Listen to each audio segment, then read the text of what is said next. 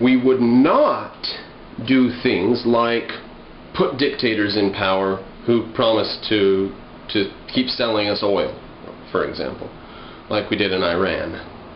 We wouldn't do that if we really were doing this project of negative liberty by force. But the video narrators, I think it's halfway through video number 2 or maybe in video number 3, the video narrators show that American support throughout the century of dictators and stuff, they read that to be a purposeful, integrated part of this strategy. Actually, it was short-sighted pragmatism and stupidity and idiocy.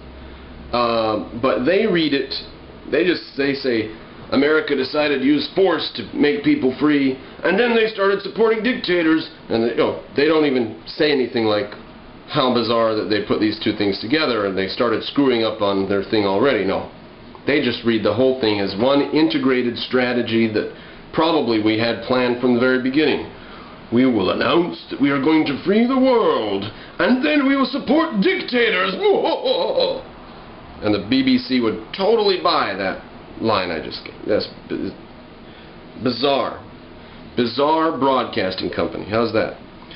Now, in video number 3, the writers expose themselves as absolutely ignorant. Ignoramuses. Quote, and this is 3 minutes and 30 seconds in video number 3. Since the 7th century, Shia Islam had been an apolitical and passive force. They're talking now about how Islam is peaceful and America has stirred up a hornet's nest with some perfectly peaceful and innocent group of peace-loving people who are friendly and nice, and they got flowers in their hair and stuff, and that's frickin' ridiculous. That is so ridiculous. What did Islam do in the 7th and 8th centuries, in the 9th century? What did it do? Took over the entirety of North Africa. It owned everything clear over to Morocco, and then it jumped up into Spain and started taking Europe. And it was over in Romania and Bulgaria. It had jumped over the Bosphorus into Europe on that side too. An apolitical, passive force. Now what's their evidence for this? They've got evidence. They do have evidence. They're not just asserting this. Here's their evidence. Quote, its leaders, the Ayatollahs, told the people that they must not involve themselves in political struggles. Brilliant. So the Hadith and the Quran that say that Islam is a political struggle to bring the Word of God to everybody on the planet. Nah, the Hadith and the Quran, yes, forget that. Don't worry about the Hadith and the Quran. Because we heard the Ayatollahs tell the people not to get into politics, not to be in political struggle. Well, the Ayatollahs weren't saying that, 1,200 years ago, 1,400 years ago. And they were not apolitical and passive. That is just so strange. How backward can these people's heads be? And I know the reason for this. I know it's because of the multiculturalism in Britain today. And the one thing you cannot ever say in Britain is that the Muslims are extreme or deadly or dangerous or something like that. You couldn't say it. You'd be a racist, even though it's a religion, not a race. I guess they thought the audience would be sleeping by the time they announced that Islam was peaceful and apolitical. Now, a quick side note. You might have seen my videos titled German Jihad. I think there's 4 of them. 3 or 4 of them. It's about the fact that jihad, as we know it, is an incarnation of Marxism. And the BBC found out this same thing. They found this out to be true, that the jihad is Marxism. But in the sense of, here's where it comes from. The Iranian Revolution, 1979, when the BBC would have you believe that they overthrew their government and wanted to establish a government of nice, polite people, of justice, because they hated America.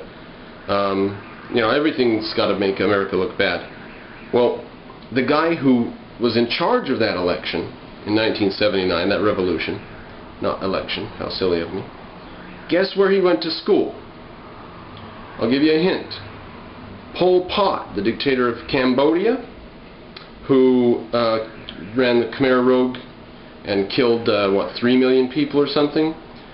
Pol Pot was also schooled in the same place where this guy who ran the Iranian Revolution. I didn't even write his name down. It's some damn, Middle Eastern sounding name. Pol Pot went to school in the same place. Mao Zedong, the dictator of China, went to school in this place. Paris. Paris. And what type of ideas do you think they picked up in Paris? Do you think in Paris they were teaching the founding documents of the American Constitution and liberty as per John Locke? No. No. They're teaching Marxism. And Pol Pot, Mao Zedong, and the guy who carried out the revolution in Iran were all schooled in Paris. So the only interesting thing in that whole video, that the Iranian Revolution was carried out under the auspices of Marxism, as was Pol Pot's baloney and Mao Zedong's baloney, the only interesting bit of information, the whole thing, was just passed over as a side note by the narrators. They just mentioned that he went to school in Paris, came back and rebelled against the evil Americans, and blah blah blah blah blah blah. The only interesting thing in the whole video, the only useful bit of evidence for anything. Don't go watch it. It's not worth watching. Don't waste your time. If you want to, fine, but I recommend against it. Real trite. Yeah, the BBC cannot be trusted any more than Pravda newspapers in Russia were during the time of the Soviet Empire, and probably much less than that even, because the communists weren't probably as they probably weren't so corrupt and adept at hiding the truth as the BBC has come to be.